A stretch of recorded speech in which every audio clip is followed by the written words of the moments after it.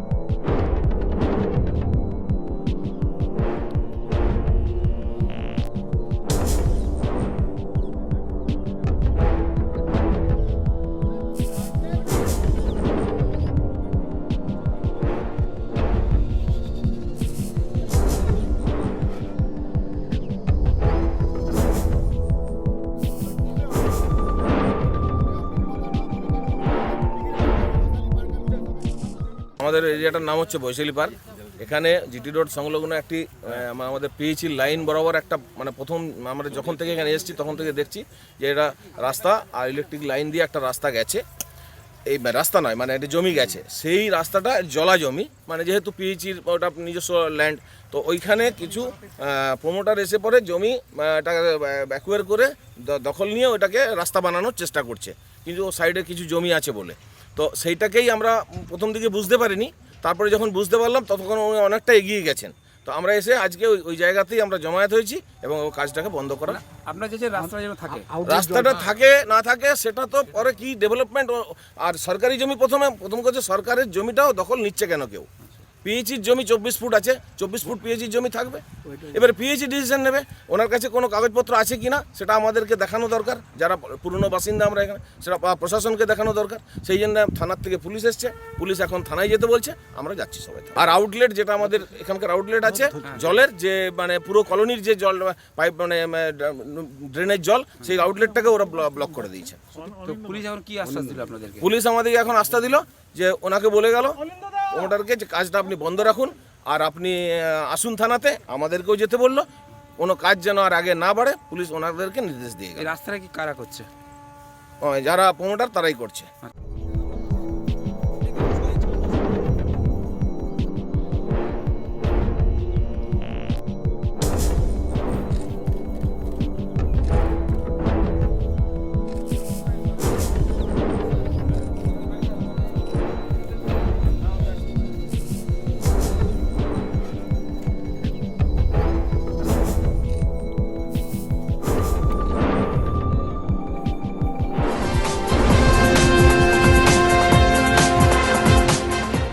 অন্যদিকে সংক্রমিত হয়ে যাওয়ার ফলে আজ কোনোভাবে সিদ্ধান্ত নেওয়া গেল না গরু পাচার কাণ্ডের অভিযুক্ত এনামুল হকের আগামী ভবিষ্যৎ নিয়ে। তাই আপাতত তার কোনো ভবিষ্যৎ সিদ্ধান্ত হলো না।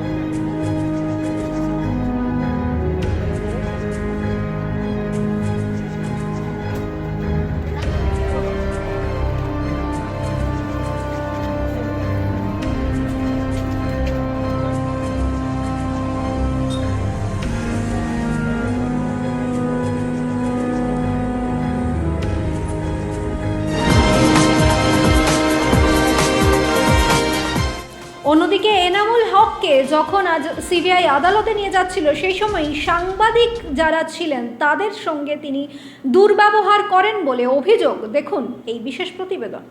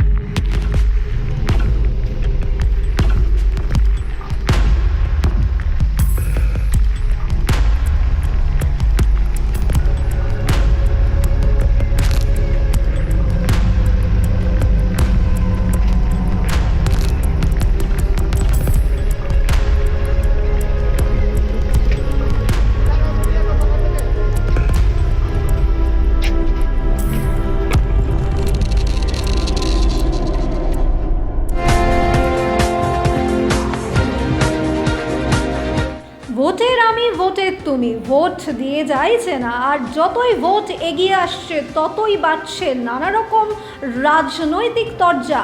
কেউ রাস্তায় নেমেছেন জনতার সঙ্গে, তো কেউ ধান ছাড়ছেন, কেউ আবার রাঁধছেন ভাত। দেখুন বিশেষ প্রতিবেদন। ভোটের লড়াই মানেই যেন তেন প্রকারেণ জনতার ভোট নিজের দলে টানা।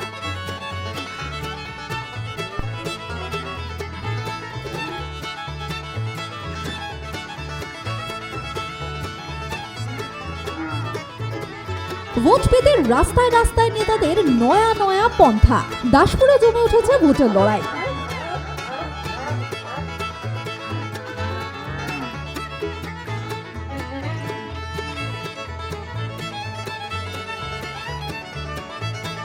ঘাটালের বর্তমান বিধায়ক শঙ্কর দলুই ভোটের লড়াইয়ে নাম উঠে এসেছে তাঁর।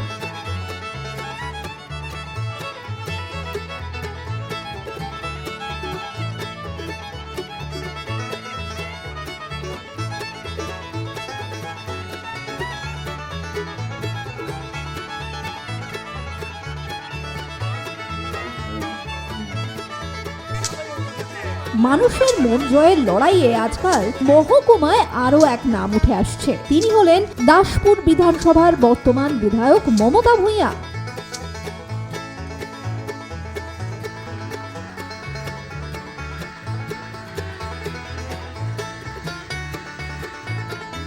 সম্ভবত সম্প্রতি ঘাটালের শঙ্করবাবুর ধান ঝাড়াকে চ্যালেঞ্জ চালিয়েই দাসপুরের বেনাইয়ে বঙ্গধ্বনি যাত্রায় বেরিয়ে অভিজ্ঞ কৃষকদের মতোই একের পর এক ধানের আঁটি ঝেড়ে নিলেন।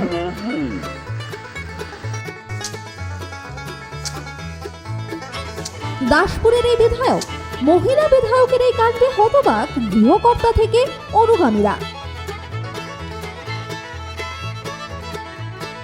এর আগে আমরা দেখিয়েছি বঙ্গধ্বনি যাত্রায় বেরিয়ে ঘাটালের বিধায়ক শঙ্কর দলুইয়ের রোদে চাল মেলা, ভাত রান্না করা, শক্ত কাঠে কুড়ুল চালানো, বাড়ি তৈরির ইট বওয়া, পাড়ার ছেলেদের সঙ্গে ক্রিকেট খেলা, এমনকি বঙ্গধ্বনি যাত্রায় বেরিয়ে পাড়ার বৌদির হাত থেকে কাটারি নিয়ে কঞ্চি কেটে দেওয়ার ভিডিও।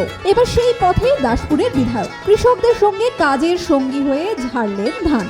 মমতা দেবী অবশ্য এ বিষয়ে মুখ না খুললেও চুপ থেকেই অনেক কিছু বুঝিয়ে দিয়েছেন। মমতা ভূঁইয়া 2012-তে স্বামী অজিত ভূঁইয়ার মৃত্যুর পর দাসপুরের আসনে তৃণমূল কংগ্রেসের পক্ষে প্রার্থী হন। পরপর দুবার এই দাসপুর থেকেই তৃণমূলের টিকিটেই জয়ী তিনি।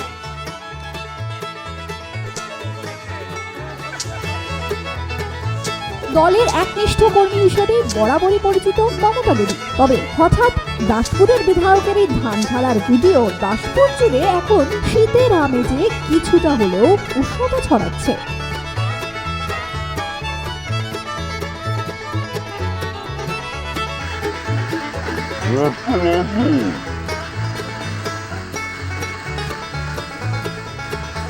দাসপুর থেকে দিগ্বিজয় মাহারির রিপোর্ট, এনএম নিউজ। কেন্দ্রীয় সরকারের কৃষি আইনের বিরুদ্ধে শক্তি প্রদর্শন তৃণমূলের। আজ পশ্চিম মেদিনীপুর জেলার চন্দ্রকোনায় বাইক র্যালির মাধ্যমে শক্তি প্রদর্শন করল তৃণমূল কংগ্রেস।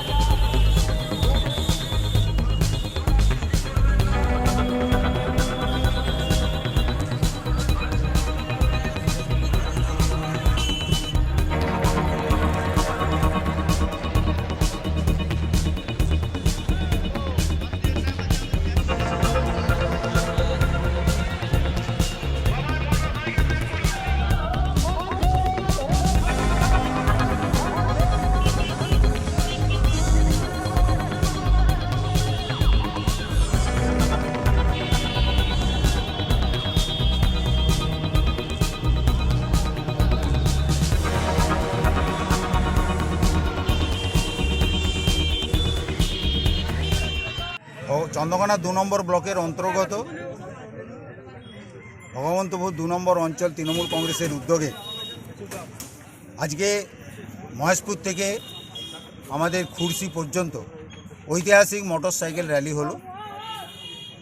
কিছুদিন আগে অপদার্থ বিজেপি সরকার, কেন্দ্রের সরকার কৃষক বিরোধী যে কৃষি বিল, সেই কৃষি বিলের বিরুদ্ধে আজকে আমাদের ঐতিহাসিক বাইক মিছিল। এই মিছিল শুধু আমাদের পশ্চিম বাংলায় নয়, সারা ভারতবর্ষে মানুষ গর্জে উঠেছে, কৃষকরা গর্জে উঠেছে। দিল্লি অবরুদ্ধ, সেই রকম মমতা ব্যানার্জি পশ্চিমবাংলার বন্ধকে সমর্থন না করে তিনি বলেছেন মিটিং, মিছিল, ধর্না এবং তার সঙ্গে বাইক মিছিল। সেই কারণে আমাদের ভগবন্তপুর 2 নম্বর অঞ্চল আমরাও পিছিয়ে নেই। কৃষিভিত্তিক এলাকার এই অঞ্চলের কৃষি বন্ধু, কৃষক বন্ধু, কৃষক মহিলা এবং কৃষক ভাইয়েরা সকলে আজ এই ঐতিহাসিক মিছিলের মধ্য দিয়ে তারা এই কৃষক বিরোধী কৃষি আইনের বিরুদ্ধে তারা প্রতিবাদ জানালো। এই আওয়াজ আমাদের পশ্চিম মেদিনীপুর জেলার একেবারে শেষ প্রান্ত উত্তর থেকে যে আওয়াজ উঠল, এই আওয়াজ ছড়িয়ে পড়বে জেলা ছেড়ে সারা ভারতবর্ষের, এবং এই আওয়াজ শুনে কেন্দ্রের নরেন্দ্র মোদী এবং অমিত শাহ তারা আগামী দিনে দিল্লির মসনদ ছেড়ে পালিয়ে যেতে বাধ্য হবে। কোথা থেকে মিছিল শুরু মিছিল শুরু হয়েছে ভগবন্তপুর 2 নম্বর অঞ্চলের একেবারে মানে পশ্চিম প্রান্তের মহেশপুর ফুটবল ময়দান থেকে, এবং শেষ হয়েছে আমাদের 3 নম্বর অঞ্চল কিছুটা কভার করে কল্লা খুরশিদ হাইখণ্ড হয়ে খুরশিদে শেষ হয়েছে। আমাদের যে বাইক মোটামুটি 1,500-এর উপরে আমাদের বাইক ছিল, এবং এর থেকে আমরা জানতে পারলাম যে মমতা ব্যানার্জির নেতৃত্বে তৃণমূল স্তরের যে কর্মীরা, যা কৃষক, তারা কিন্তু সাড়া দিয়েছে, এবং সারা পশ্চিম বাংলায় এরকম ধরনের আওয়াজ আগামী দিনেও চলবে, এবং এই আন্দোলন আজ যে শুরু হলো আমাদের অঞ্চলে, এখান থেকে সারা ব্লকে ছড়িয়ে পড়বে।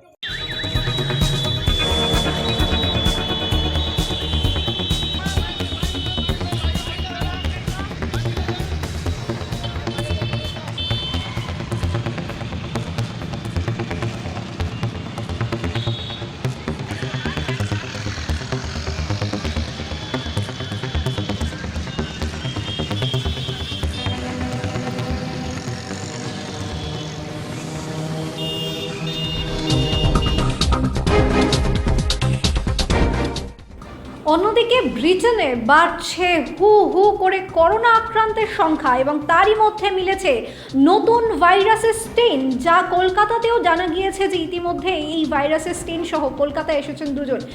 আসলে কি পরিস্থিতি রয়েছে এই মুহূর্তে, এই নিয়ে সরাসরি আমাদের editor in chief Abhijit Nandi মজুমদারের মুখোমুখি হয়েছেন সেখানকার অর্থাৎ ব্রিটেনের লেবার পার্টির সাংসদ বীরেন্দর শর্মা। দেখুন এক্সক্লুসিভ প্রতিবেদন।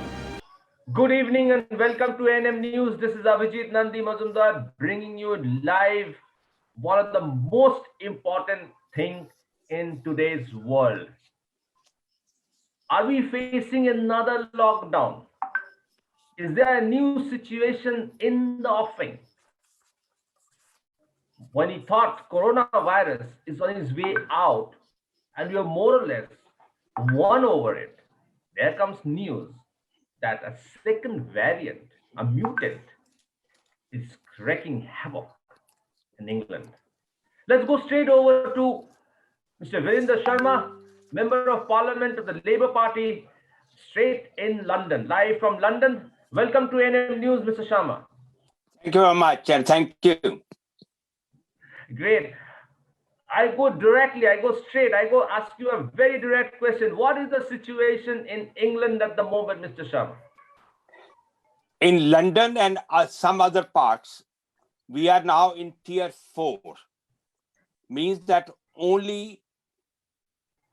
essentials like the food units, which includes the takeaways, will be open. The rest will be closed down. No family get-togethers, no big gatherings, no public interactions in public. So everything is stopped. And the review will be in the first week of January, and we will see it. So what is at present happening?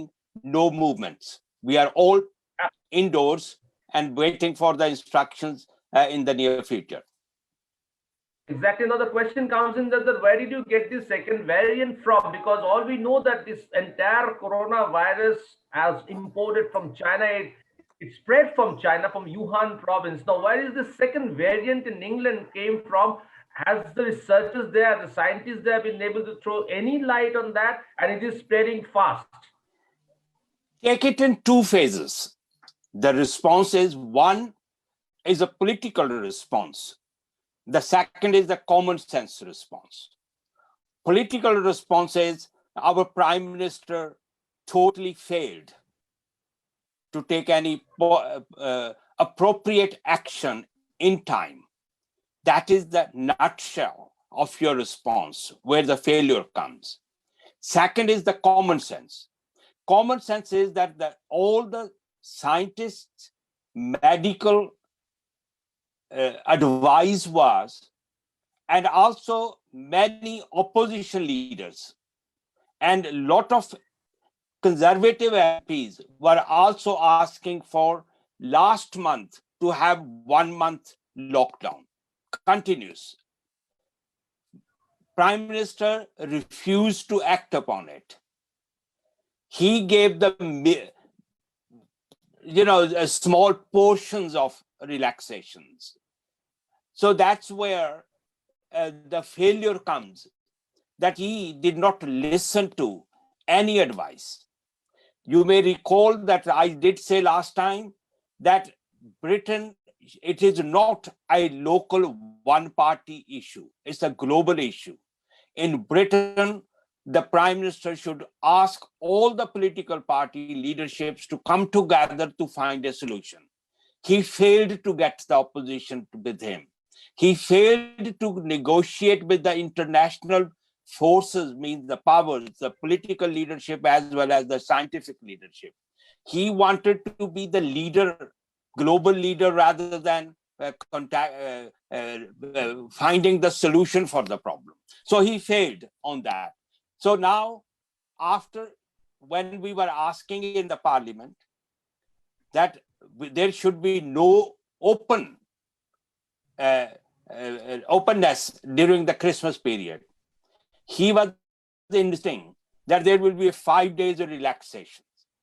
And all the opposition and all the health advisors were saying, don't do that. This means that there will be more pressures on the National Health Service. There will be more pressures in the hospitals. We will not be able to cope with it. And he said no. Then the last week, suddenly, one night, it was not discussion. One night, he just made an announcement that there will be a total lockdown in the next, during the Christmas time, and immediately starting from the next morning. So he changed the tiers from 1 to 2, 2 to 3, 3 to 4. Now, large number of people are in tier 4. So it's a failure on the government to react in time. And that's why we are going through all this mess in the UK.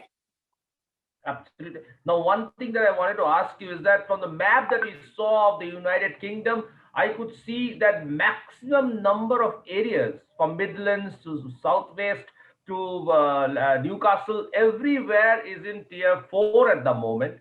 So do you think your Prime Minister, the government played a gamble in the sense that Britain was the first to be vaccinated, to initiate the vaccines? UK was the first country in the world to do that.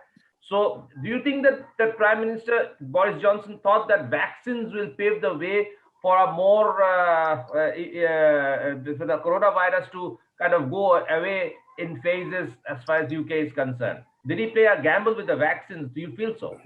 No, I don't think so. I think it is the inefficiency in the Prime Minister's. I would question his intelligence on this point. I don't believe that he thought that far initially. Because the vaccination response will not be overnight. There will be 2 vaccinations to take and then wait for 4 weeks before the reaction comes. So it means that he could not say that we got the vaccine, we give it to the elderly over 80 people, we will give it to the NHS staff or the frontline staff, and then it will be okay. It's not opening the tap water. It's not. It is taking a long time to deliver the service. You don't have enough vaccines available that you can put it to everybody straight away. It takes time, and we don't have that much resource yet. I'm not talking about the financial resource. I'm talking about the vaccines in quantity is not there. And then we have to wait whether that vaccine is working or not working. Some people, it will be other reaction as well. So I don't think that he had that vision for the future. He just decides what he thinks is right. He doesn't consult people. He does not take into, this is the criticism even within his own party, that he doesn't consult even the cabinet. He just tells them what he thinks he should be doing. He listens to the scientists, but then tell them what to do. And I think this is the failure on the Prime Minister's side. He should not be pretending to be knowing everything. He should rely on other people's advice and act upon other people's advice. Don't tell them what he wants to do. Ask them what he should be doing. So that's where I think poor leadership inefficient and wrong judgment on the Prime Minister. Now, there's one question which is coming up there as we go on live, as we were discussing about the issues in London, in UK, because this is affecting everyone else in the globe at the moment. All countries across the globe are affected by what is happening in the United Kingdom. Now, one question that came up just now is that about the very popular English Premier League. Now, in some areas, the clubs, the Premier League clubs have allowed sections of supporters to come into their stands. English Premier League is also being allowed to be played. So what is your take on that? Do you think, as the condition is today, should such thing be allowed? Should EPL be allowed to go on? Firstly, I think that it was too late for the Prime Minister to act upon, right? He gave some instructions. People have set up their scene, how they want to do it. As far as all the guidelines are followed, I think that they can work on it. But at present, the Premier League is played in closed doors. I don't think that the supporters will be allowed to join them.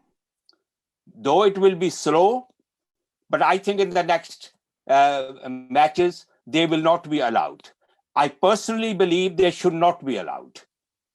But we have to wait and see. The situation is in Britain, the Prime Minister, you never know when he just wake up and give the guidelines and the instructions. He just make a statement. And that is where the whole country is confused and questioning his political judgments, whether he is capable to make the judgments or not. Can he take the people into confidence before he does it? He does not. I'm not making it party political. I always say it. I always support the Prime Minister when he does the right thing.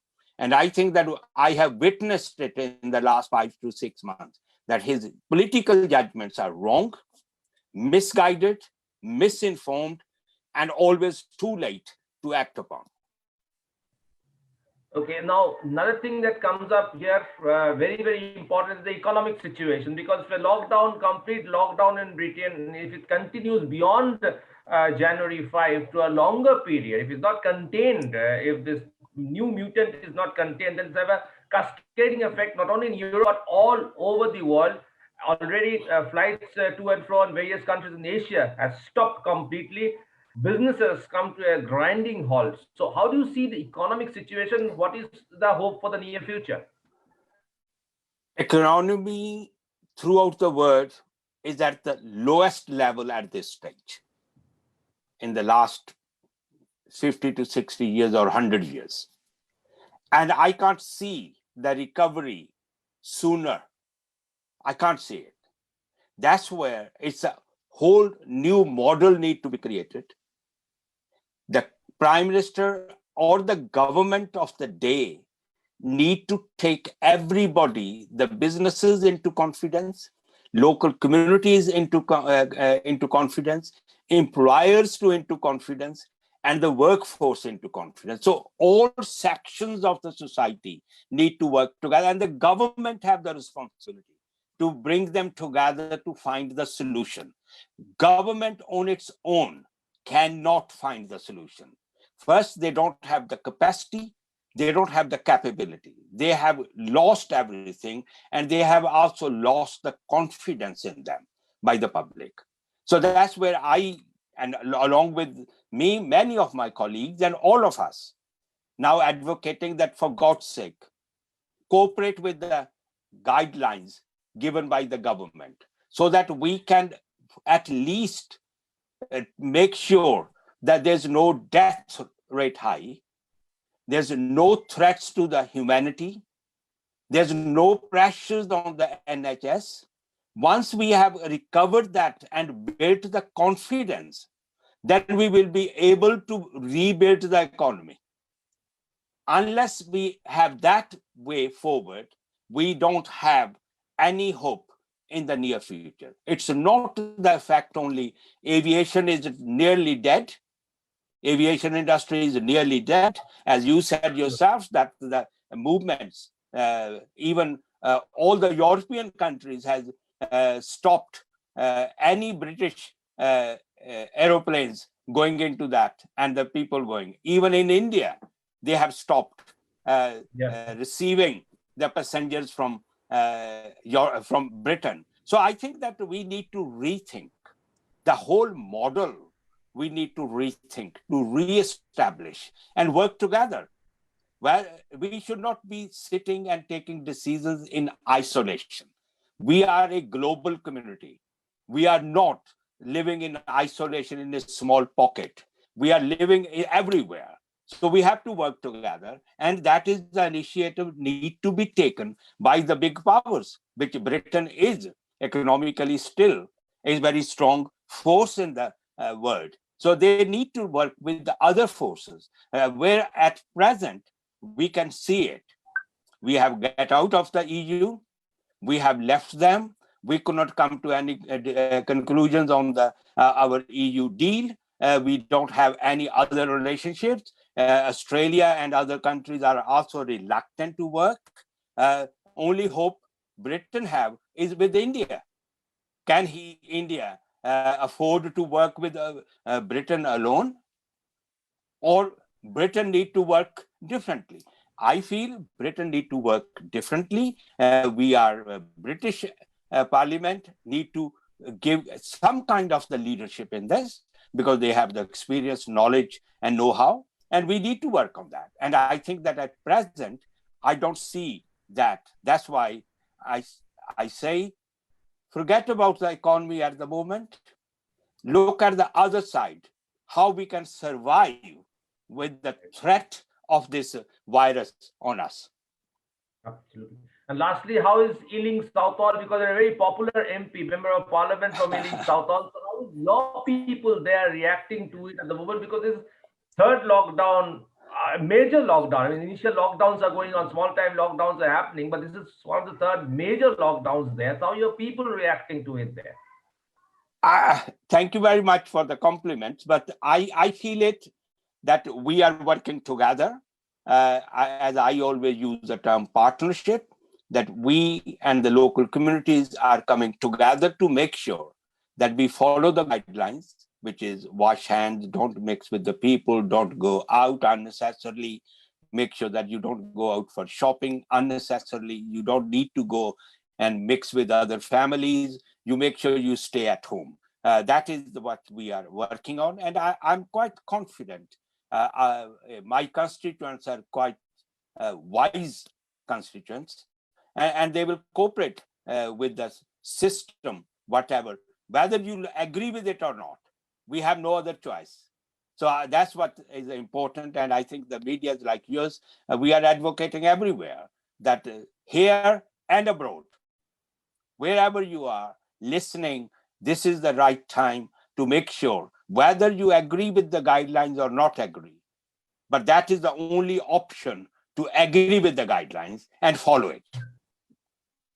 Absolutely, Mr. Sharma, to agree with the guidelines and to follow it. And we are all looking up to Great Britain once again. Last time when we had a discussion with Mr. Sharma, we were looking up to England on the sense that you started off with the coronavirus vaccine. But this time, again, we are looking up to the United Kingdom to see how this new mutant, how you are able to contain this new mutant, because that is where our future lies. We're all looking up going forward to 2021. We do not want a repeat of 2020 in 2021. Already it's a very depressing feeling, and everybody wants to give 2020 a go and look up on a brighter future in 2021. Thank you very much, Mr. Sharma, for being with us. And could I wish your listeners a Merry Christmas and a safe New Year, and look forward to all of you with a healthy state of mind and body in 2021. God bless you all. Thank you. Thank you very much, and a very Merry Christmas and a very Happy New Year to you. Of course, we'll come back to you once more before Christmas, during the Christmas and the New Year's period, because that will be a very busy time all over the globe, and we'll be connecting with everyone at that point of time to find out how we are advocating that people stay indoors, people stay safe, people follow the guidelines of the government of the day as much as possible so that we can have a brighter and a better 2021. Thank you, Mr. Sharma, once again for being with Thank us. We'll come back to you again in near future. Thank you very much. Thank you, everybody. Thank you. Thank you, everybody, and keep watching NM. আজ কাঁথিতে শক্তি পরীক্ষা শুভেন্দু অধিকারীর। গতকাল সেখানে তৃণমূলের জনসভা ছিল, আজ পাল্টা সভা করবে শুভেন্দু অধিকারী। এবার দেখার বিষয় এই জায়গায় দুই পক্ষের মধ্যে কত মানুষজন, কত সমর্থক উপস্থিত হয়। কাঁথি অর্থাৎ নিজের গড় থেকে তৃণমূলকে রণহুঙ্কার দিতে প্রস্তুত শুভেন্দু অধিকারী, এমনটাই কিন্তু দেখা যাচ্ছে। জনসমর্থনের যে ভিড় তা থেকে এই ইঙ্গিতই উঠে আসছে। এই মুহূর্তে আপনারা দেখতে পাচ্ছেন কাঁথির সেই দৃশ্য, যেখানে আর কিছুক্ষণের মধ্যেই কিন্তু রণহুঙ্কার দিতে চলেছেন শুভেন্দু অধিকারী, এবং এখানে প্রচুর পরিমাণে বিজেপি কর্মী সমর্থকরা তারা কিন্তু এসে উপস্থিত হয়েছেন, এবং প্রচুর ভিড় কিন্তু এই মুহূর্তে বলা যেতে পারে কার্যত জনজোয়ারে পরিণত হয়েছে কাঁথি বাস স্ট্যান্ড, এবং আপনারা বুঝতে পারছেন যে কর্মী সমর্থকরা কিন্তু একেবারে উত্তেজনায় ফুটছে। সরাসরি সেই দৃশ্য আপনাদের সামনে তুলে ধরছি, যেখানে কাঁথি বাস স্ট্যান্ড এই মুহূর্তে জনসমুদ্র, জনজোয়ারে পরিণত হয়েছে। আমরা বেশ কয়েকজনের সঙ্গে কথা বলার চেষ্টা করব, তবে তার আগে আপনাদের দৃশ্যটা একজন দেখাবো। যত দূর নজর যাচ্ছে তত দূর কিন্তু জনসমুদ্র।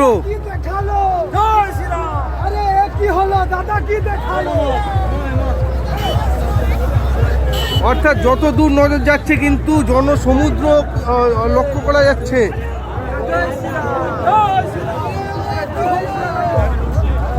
প্রথমবার বিজেপিতে যোগ দেওয়ার পর নিজের গড় থেকে তৃণমূলকে রণহুঙ্কার দিতে চলেছেন, তৃণমূলকে চ্যালেঞ্জ জানাতে চলেছেন শুভেন্দু অধিকারী।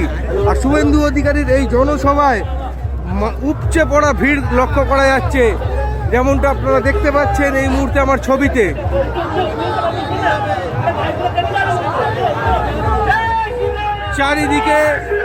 চারিদিকে বিজেপির পতাকা এবং বিজেপির স্লোগান।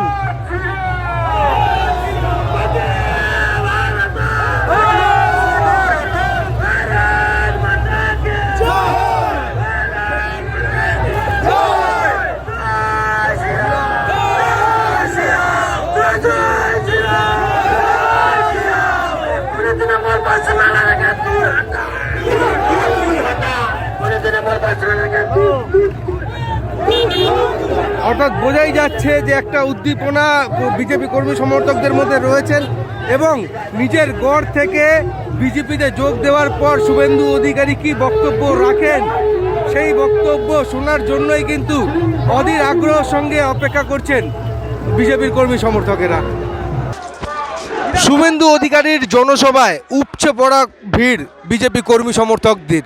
প্রথমবার নিজের গড় কাঁথি থেকে বিজেপির হয়ে পদযাত্রা করলেন শুভেন্দু অধিকারী, আর সেই পদযাত্রায় দেখা গেল যে উপচে পড়া জনসমর্থন রয়েছে শুভেন্দু অধিকারীর। এদিন কাঁথিতে প্রথমবার বিজেপিতে যোগ দেওয়ার পর শুভেন্দু অধিকারী তিনি একটি পদযাত্রার আয়োজন করেন, এবং সেই পদযাত্রায় তিনি অংশগ্রহণ করেন। আর সেই পদযাত্রাকে কেন্দ্র করে লক্ষ্য করা গেল যে পদযাত্রা একেবারে কার্যত জনজোয়ার, জনসমুদ্রে পরিণত হয়েছে। আর সেই চিত্র সরাসরি আপনাদের সামনে আমরা তুলে ধরার চেষ্টা করছি, যেখানে কাঁথিতে এই মুহূর্তে শুভেন্দু অধিকারী তিনি পদযাত্রা করছেন এবং পদযাত্রার নেতৃত্ব দিচ্ছেন। শুভেন্দু অধিকারীর সঙ্গে এখানে উপস্থিত রয়েছেন সৌমিত্র খাঁ, অর্থাৎ রাজ্য বিজেপির যুব মোর্চার সভাপতি সৌমিত্র খাঁ, এবং রাজ্য বিজেপির সহসভাপতি জয়প্রকাশ মজুমদার, তারাও এখানে উপস্থিত রয়েছেন।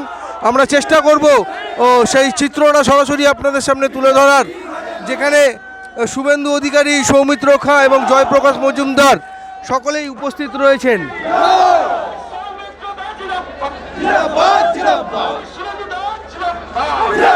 আপনারা দেখতে পাচ্ছেন শুভেন্দু অধিকারী এই মুহূর্তে আমার স্ক্রিনে রয়েছে, এবং হাত জোর করে তিনি কিন্তু সকলের সঙ্গে একটা হাত নেড়ে, হাত জোর করে সকলের কাছ থেকে কিন্তু আশীর্বাদ নিয়ে নেওয়ার চেষ্টা করছেন। সেই দৃশ্য সরাসরি আপনাদের সামনে তুলে ধরছি, যেখানে শুভেন্দু অধিকারী এই মুহূর্তে কাঁথির যে মিছিল, কাঁথির যে পদযাত্রা, সেই পদযাত্রায় নেতৃত্ব দিচ্ছেন এবং যাত্রা পথে সকলের সঙ্গে কিন্তু তিনি সংবাদ করার চেষ্টা করছেন, হাত নাড়িয়ে হাত জোর করে মানুষের আশীর্বাদ কুড়িয়ে নেওয়ার চেষ্টা করছে। এই প্রথমবার কিন্তু বিজেপিতে যোগ দেওয়ার পরে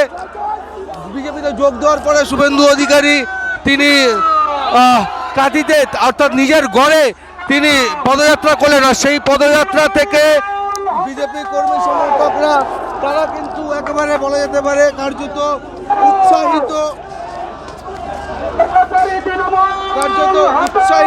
উজ্জীবিত বিজেপি কর্মী সমর্থকরা। যেটা লক্ষ্য করা যাচ্ছে যে শুভেন্দু অধিকারীর বিজেপিতে যোগ দেওয়ার পর নিজের গড় থেকে প্রথম পদযাত্রা, আর সেই পদযাত্রায় মানুষের জনসমর্থন রয়েছে, উপচে পড়া ভিড়। এবং শুভেন্দু অধিকারী এখান থেকে কি রণহুঙ্কার দেয়, আর সেই রণহুঙ্কারের পরে বিজেপি কর্মী সমর্থকরা কতটা উজ্জীবিত হয় সেটাই এখন দেখার। Sanjay Das, ANM news. আগামীতে রাজ্যে হতে চলেছে 15,000 কোটি টাকার বিনিয়োগ, আর তাও হতে চলেছে মূলত পর্যটন কেন্দ্র সহ মৎস্য বন্দর। জানা গিয়েছে তাজপুরে হতে চলেছে এক বিশেষ বন্দর। কি রয়েছে শুনে নিন। আগামী সোমবার মানে 28 তারিখে আমরা আমাদের তাজপুর পোর্ট নিয়ে ইওআই চেয়ে সংবাদপত্রে বিজ্ঞাপন দিচ্ছি। দেশের ও পৃথিবীর সব বড় বড় বন্দর নির্মাতাদের কাছে আমাদের অনুরোধ, আমাদের এই গভীর সমুদ্র বন্দর প্রজেক্টে অংশ নিতে এগিয়ে আসুন। এটা রাজ্য সরকারের। আমাদের ইউআই ডকুমেন্ট তৈরি হয়ে গেছে। 4,200 কোটি টাকার এই প্রজেক্টে কোনো জমি অধিগ্রহণ হবে না, কিন্তু বন্দর নির্মাণের সুযোগ মিলবে। আগ্রহী পক্ষরা সাড়া দেওয়ার পর তাদের সঙ্গে আলোচনা করে পরবর্তী পদক্ষেপ নেওয়া যাবে। এর সাথে একটা কথা আপনাদের আমি বলি, তাজপুর গভীর বন্দরের সাথে সম্পর্ক মোট 15,000 কোটি টাকা বিনিয়োগ হবে। এটা ছাড়াও কেন না, তো এটা একটা বিপুল সম্ভাবনার সৃষ্টি করেছে। এই প্রথম বন্দর রাজ্যে ডিপ সি পোর্ট। খুব কম করেও 15,000 কোটি টাকা বিনিয়োগ হবে, 25,000 মানুষের কর্মসংস্থান হবে। 2 মেদিনীপুরের ক্ষেত্রেই ব্যবসা বাণিজ্যের বিপুল প্রসার ঘটবে এই উদ্যোগের মাধ্যমে। কেউ কিন্তু লিখছে না, আমি দেখতে পাচ্ছি। আমি বকে যাই, সারা ভারতের লোহা ইস্পাত রপ্তানির 13% কিন্তু আমাদের রাজ্য থেকে হয়। আপনারা জানেন যে কোল ইন্ডিয়া, কোলের ব্যাপারটা প্রোডাকশন 80% বেঙ্গলের হয়, কিন্তু কোলের ন্যাশনালাইজেশন পলিসি আছে, কিন্তু আয়রন ওরের নেই। আমরা অনেক দিন ধরে বলছি যে আয়রন ওরের কেন করছো না। যাই হোক, তা সত্ত্বেও মনে রাখবেন লোহা ইস্পাত রপ্তানির 13% আমাদের রাজ্য থেকে হয়। এই বন্দর তৈরি হলে সেটা আরও বৃদ্ধি পাবে। আর কাছাকাছি বন্দর থাকার জন্য খড়গপুর সংলগ্ন এলাকায় লোহা ও ইস্পাতে রপ্তানি এবং ইস্পাত শিল্পের অনেক উপকার হবে ও বৃদ্ধি পাবে। ফলে মেদিনীপুর জেলা, পুরুলিয়া, মেদিনীপুর পূর্ব পশ্চিম, ঝাড়গ্রাম, পুরুলিয়া, বর্ধমান ও বাঁকুড়া থেকেও ইস্পাত রপ্তানি উল্লেখযোগ্যভাবে বাড়বে।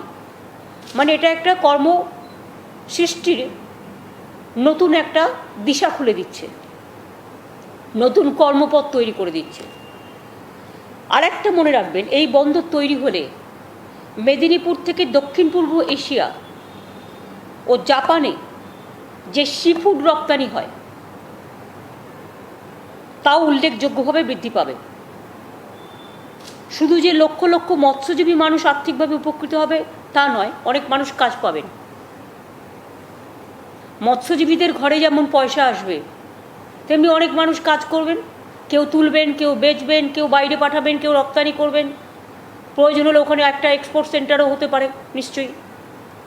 যখন আমরা দেখব এই উৎপাদনগুলো বৃদ্ধি পাবে, আস্তে আস্তে টাইম টু টাইম ফেজ ওয়াইজে হবে। ওয়েস্ট বেঙ্গল ম্যারিটাইম বোর্ড আর WBIDCর অন্তর্গত তাজপুর গভীর সমুদ্র বন্দর রাজ্যের উন্নয়নের ইতিহাসে এক যুগান্তকারী পদক্ষেপ। সারাদিনের এমনই গুরুত্বপূর্ণ খবর নিয়ে অবশ্যই নজর রাখুন এএনএম নিউজের দিকে সবার আগে। সমস্ত খবরের তৎক্ষণাৎ আপডেট পেতে সাবস্ক্রাইব বাটনটি ক্লিক করে বেল বাটনটি ক্লিক করুন।